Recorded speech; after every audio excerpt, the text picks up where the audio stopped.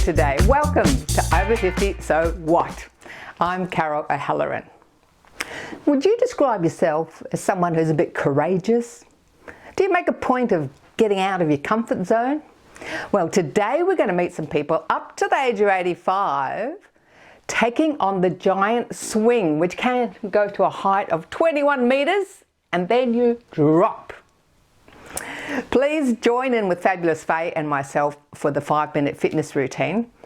And now we're going to chat with Hearts4heart advocate Katrina Tenne. She has 5 immediate family members with heart disease. Heart failure can happen at any age. Please watch this first segment. It could save the life of a loved one.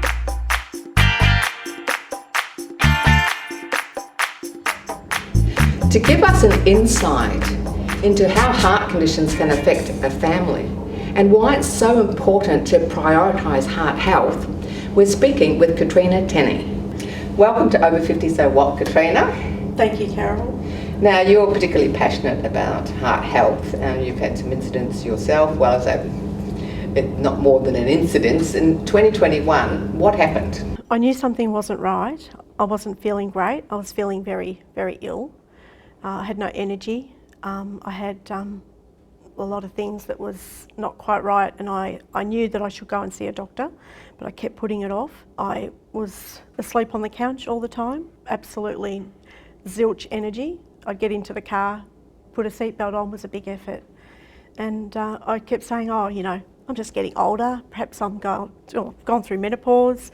You know, at that stage my 2 boys were home, living with mum and dad and working, and, you know, all the things we do, we get busy and we think, oh, you know, just soldier on and everything will be fine. But it got to the stage where I just couldn't do it anymore. I knew that I had to go and see my doctor, and I was, you know, having like chest pain and just really unwell.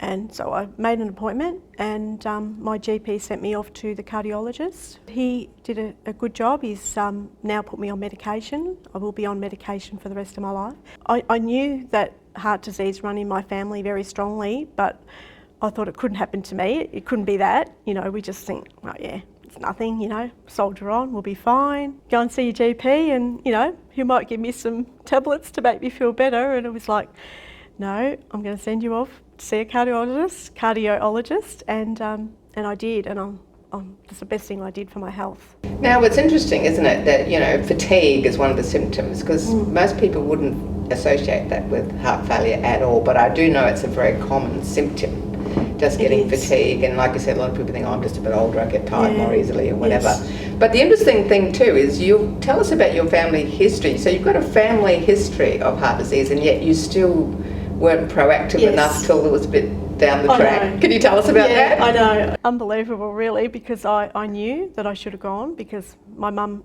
always said to me when my other siblings got diagnosed, Katrina, have you gone and got tested yet? And I would say, well, I don't need to. There's nothing wrong with me. I don't need to. So why should I go and see, you know? So, but now in hindsight, I see now I should have gone and how important it is. But back then I thought, nah, there's nothing wrong, until I got sick. So, and then when I got sick, I did something about it. So whether it be, you know, in your family or in your family history or not, and you have those symptoms, I strongly recommend you to go and see someone about it. But were your brothers and sisters diagnosed before you? They were. So I have my mum, who's her brother and her father passed in the early years with heart failure. And then my sister, who's older than me, she's about 4 or 5 years older than me. She is been diagnosed with heart failure about 20 years ago, and she's due to have a heart transplant in the near future because nothing's working for her anymore.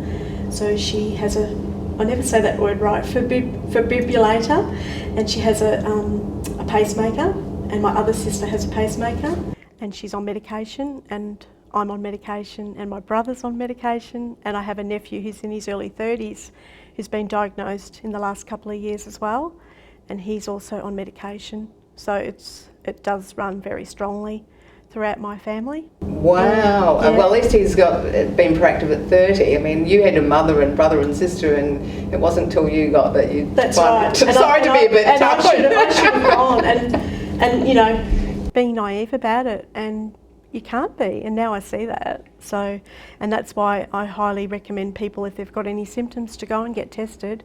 Because, I mean, I look at my boys and they have a 50% chance. I'm like my mum now, you know, like, go and get tested, and they do. And they go and get tested every 12 months because they have to. I don't think I've ever met anyone with such a prevalence of heart disease very, very in the strong. family. Yes. Like, that is next level, isn't it? It is. So 50% chance because it's coming through your line with your kids. That's right. What does life look like for you now? You mentioned taking medication. How do you manage? Well, I do manage it quite well. Like I say, I take the medication. I do get fatigued, so I probably slowed down a little bit.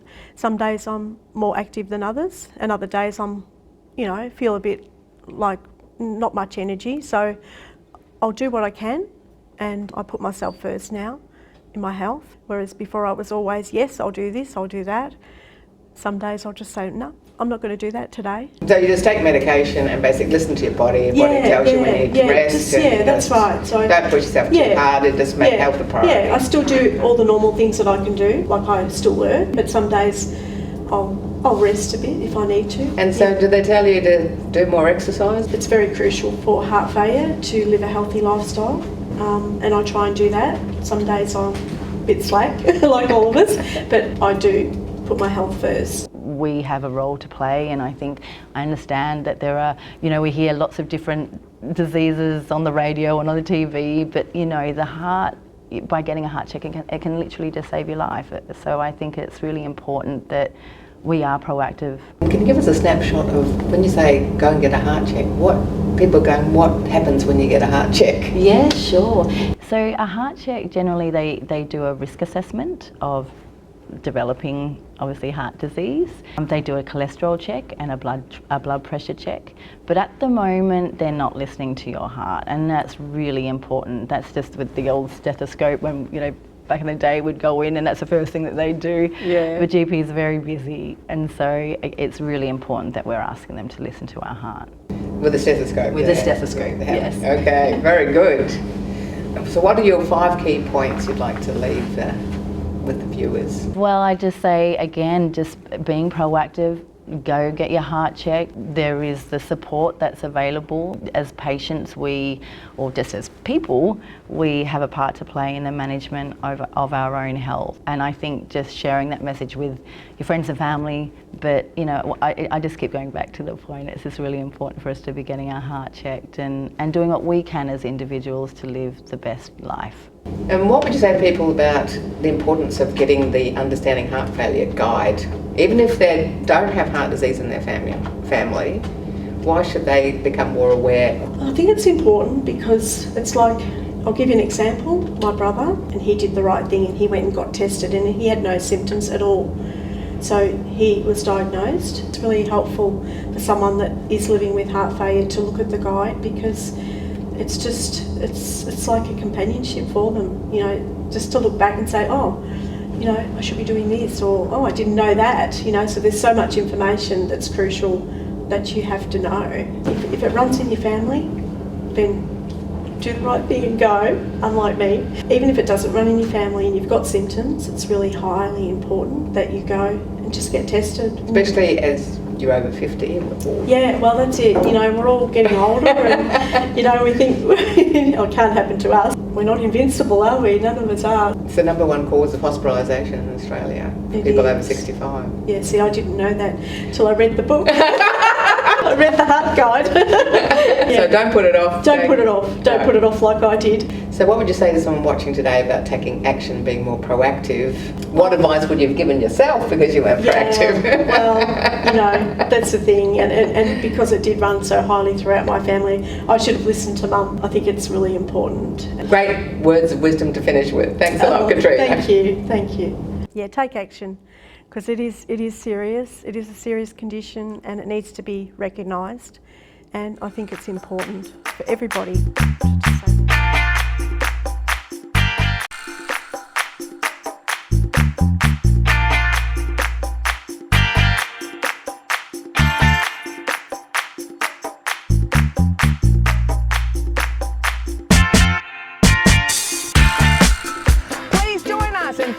fitness. It doesn't take much.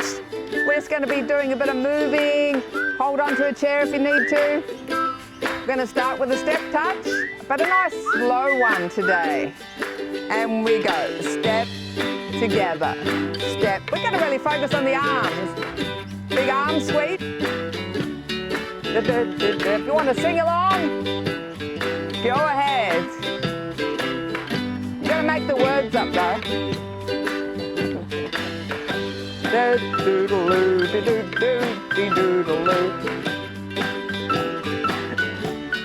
Nice big arm circle. You can see my broken arm isn't quite as good as the other one. Now we take an arm sweep. Sweep it out. This is like you're saying, here are the prizes you have to choose from. Sweep the arm out. That's it.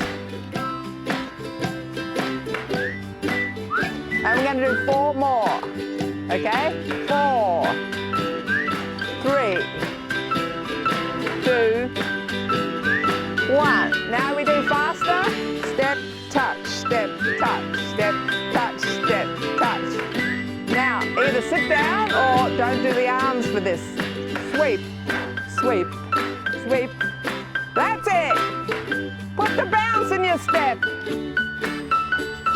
You know, the first video I ever did, fitness video for over 50s, back in the 1990s, was called Keep the Bounce in Your Step. So keep that bounce in your step.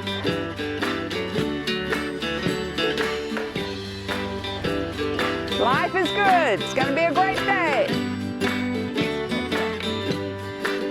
Now we take the arms up. And we're going to think of squeezing our shoulder blades together at the back. And a little friend wants to come and play.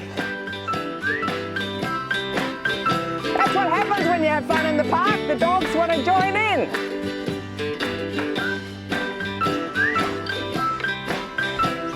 He's a happy little chappy. So we're really focusing on squeezing the shoulder blades together.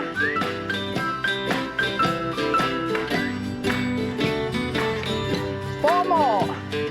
4, 3, 2, 1. Now I'm going to show you sideways. We go back, together, back, together. All right? We go back, together, back, together, back, together. Now we try and push the hands back as well. So push the palms behind you. Very good for working your bottom, your glutes, gluteus maximus. Now I'm going to speed it up. Push it back. That's it. Really squeeze the shoulder blades together at the back. This is one of the rehab exercises for my broken shoulder. So good for your shoulders.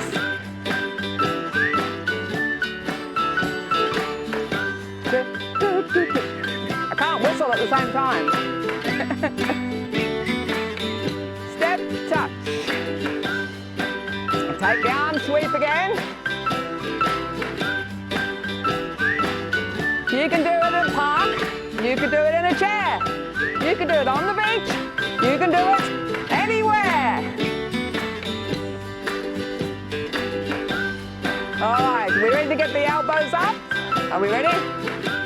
Okay, we got this. Elbows up, together.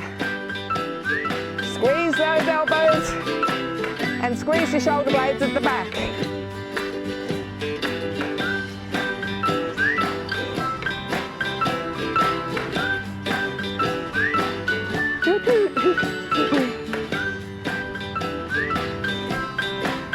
Okay, last set. Hold it there, legs to the back. Back, together. Back, together. Back, together. Now, speed it up, speed it up. Back, back, back, back, back, back, back, back. We did good. Repeat after me. I did good. I did good. We did good. We did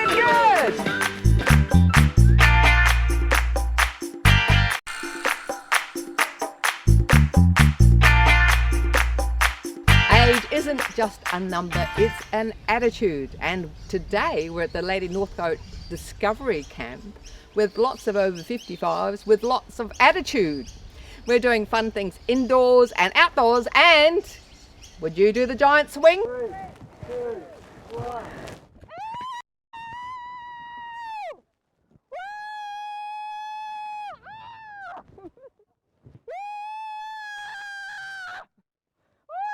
Oh my God! Woo!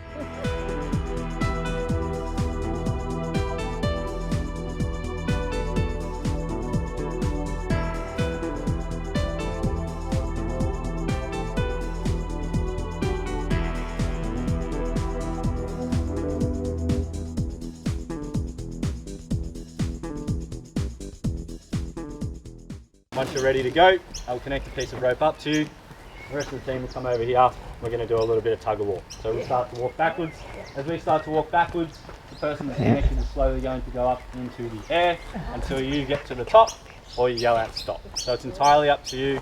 If you want to go all the way to the top, if you want to go halfway, that's entirely up to you. But we want you to try and push and challenge yourself. After that point, everyone on the team, we're going to do a little bit of a sumo stance, lower our center of gravity, count down 3, 2, 1. The tricky part with this is that you actually pull a cord to release yourself. So you're doing that to yourself. Now remember when I say sumo stance, don't lean back. Oops. So don't fall backwards. We're going backwards. We haven't got our eyes in this one. Don't have to go up that high if you don't want to, by the way. Are you happy there, Sue? Yeah, I'm happy here. Alright, sumo stance everyone. Okay. Sumo stance. Alright, get ready to pull that black cord, not just yet though. Counting down in. Need your help here, my voice will lose it. Counting down in. 3, 2, 1. let go.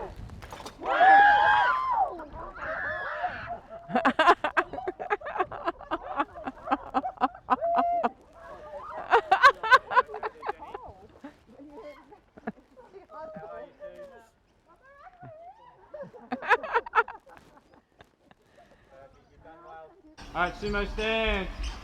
Counting down in. 3, 2, 1. Right leg, Mari. Let your hands go.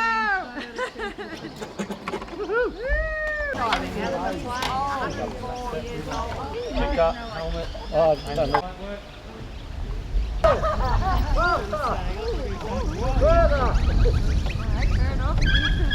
One.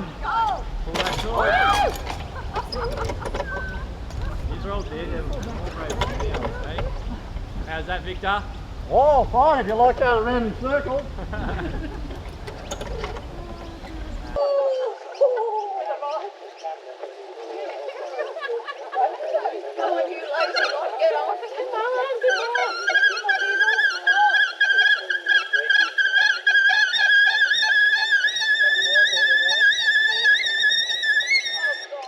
A little bit more if you can. I'll pull with you. And maybe just one last pull together. Alright, and sumo stance. Get that body weight down. Counting down in. 3, 2, 1.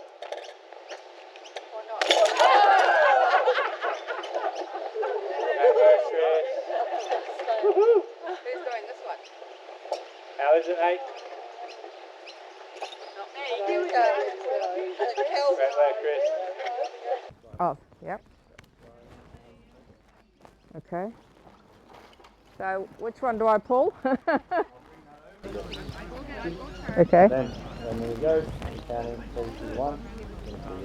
Pull that. Right off the edge. Awesome. Oh, that's better. Am I excited? Yes, thrill a minute. Get ready for the biggest scream ever. Okay. Woo! Jeez.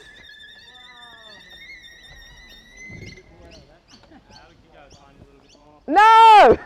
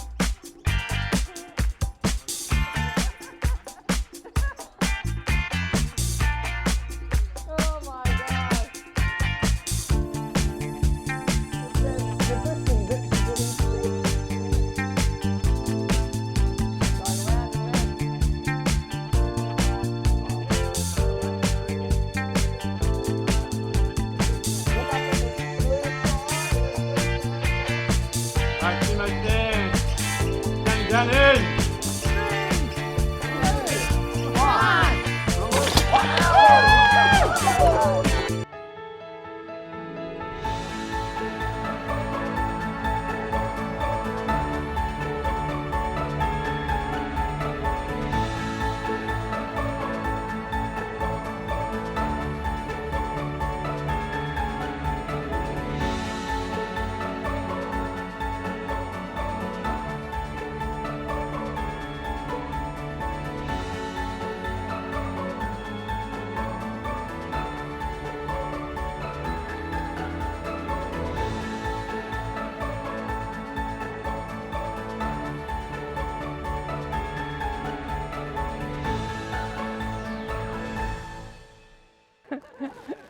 Come on. Come on, Eileen, is that what you're saying? Come on! Eileen, in your wildest dreams, did you ever think you'd be doing the giant swing? Oh, not really, but I just wanted to do it, so I didn't go all the way, but I enjoyed going halfway. Yeah, well, you gave it a crack anyway. Yeah, it was fun. Is this the first time you've been to camp? Yeah, first time, yes. So how are you finding your day today? Oh, great. Lots of activity and, yeah, plenty of action. So you're on the bike? On the bike, an early walk, had to go at the other, the rope. High ropes? High ropes, but it wasn't too game for that one. And the giant swing, you can tick it off the list. That's right. So what would your kids, you got kids? Yes. What would your kids and grandkids say about this? Oh, they'd be fairly impressed. So what would you say to any other people over home, at home, over 55 about coming along and getting on the giant swing and doing some other stuff? Oh, definitely give it a go, give it a crack. Yeah, get out of the armchair and come and do something. Yeah, get into it. And so you'll be coming back to another camp at some time? Oh, I reckon so, yeah. All right, good stuff. Yeah. Thanks, Eileen. Yeah, okay, no worries. So what do you think? Do you want to give the giant swing a go? Maybe only go halfway up to start with? Well, I can tell you it's great fun. For more information on the Australian Camps Association and Hearts4heart, please contact them directly or find details on our website. Please get your heart checked if there's any family history or any symptoms. Join us on Facebook, YouTube and Insta, and you'll never miss an episode. You'll also find us on CTV+. Now, a lot of regulars know that I like getting outdoors, walking, cycling, dancing, skiing, or camping. Are you getting outdoors every day? Why not turn off the telly now and get outside? I'm Carol, over 50, so what? See you next time.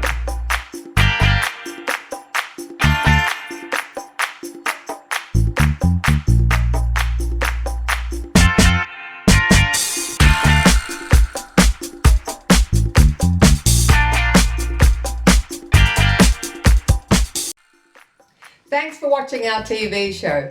Be sure to hit subscribe and then you'll never miss an episode. Jump on Facebook, join our group, get in on the fun, fitness, wellness and inspiration. I'm Carol, over 50, so what?